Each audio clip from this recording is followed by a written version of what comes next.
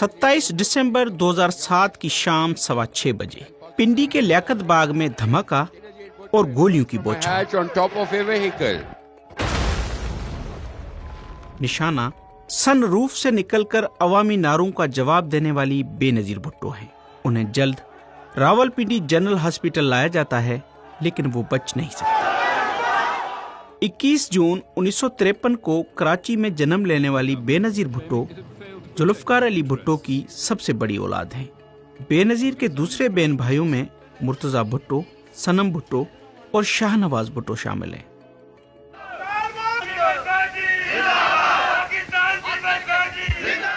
5 जुलाई 1977 को जनरल ज़िया-उल-हक मुल्क के पहले जमहूरी वजीर आजम जुल्फकार अली भुट्टो की हुकूमत का तख्ता उलट देते हैं। भुट्टो की हुकूमत खत्म हो चुकी है, सारे मुल्क में मार्शल नाफिज कर दिया गया है और अदालती मुकदमे चलाकर 4 अप्रैल 1979 को उन्हें फांसी की सजा दी जाती है और बेनजीर भुट्टो को अपनी वालदा नुसरत भुट्टो के साथ जेल में डाल दिया जाता है। यूं बेनजीर भुट्टो के सियासी करियर का आगाज होता है।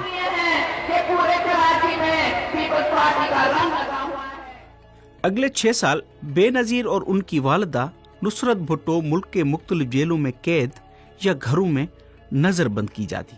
1987 में बेनजीर भुट्टो और आसफ जरदारी की शादी लियारी के ककरी मैदान में एक सियासी जलसा की सूरत में होती है और उनकी जिंदगी में खुशी के कुछ लम्हात लौट आते हैं। 1988 में जनरल ज़िया-उल-हक एक अमेरिकी सफीर के साथ सुबह पंजाब के जिला बाहवलपुर के करीब एक जहाज हादसे में हलाक हो जाते हैं।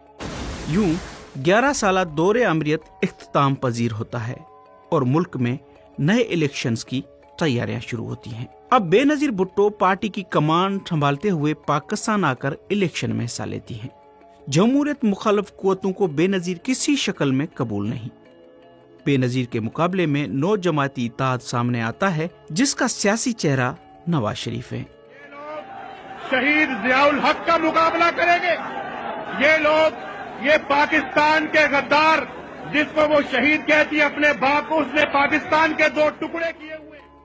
लेकिन फिर भी पीपल्स पार्टी इत्तेहादियों से मिलकर हुकूमत बनाने में कामयाब हो जाती है। जमहूरियत बेहतरीन इंतकाम है के नजरिए के तहत बेनजीर भुट्टो पहली बार बतौर वजीर आजम हल्फ लेती हैं। हल्फ उठाती हूँ कि मैं मुसलमान हूँ,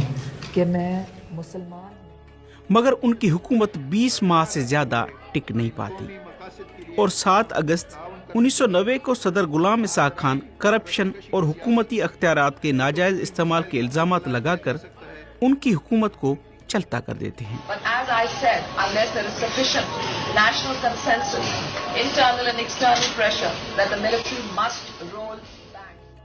बेनजीर भुट्टो एक बार फिर 1993 में इलेक्शन जीतकर वजीर आजम का मनसब संभाल लेती हैं। ये दौर भी उनके लिए कई चैलेंजेस से भरा हुआ है।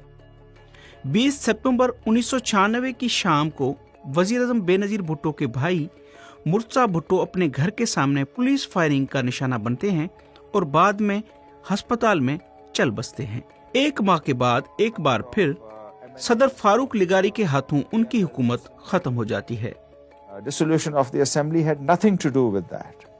The dissolution had nothing to do with the demands of different political parties.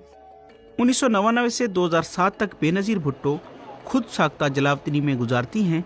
Bill आखिर जनरल मुशर्रफ की जानिब से NRO दिए जाने के बाद मुल्क में एक बार फिर इलेक्शन की तैयारियां शुरू हो जाती हैं।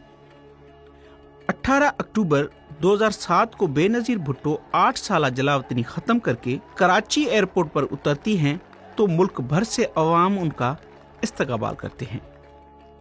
उसी रात बेनजीर भुट्टो की रैली में कारसाज के करीब एक के बाद दूसरा धमाका होता है, जिसमें 177 अफराद शहीद और सैकड़ों घायल होते हैं।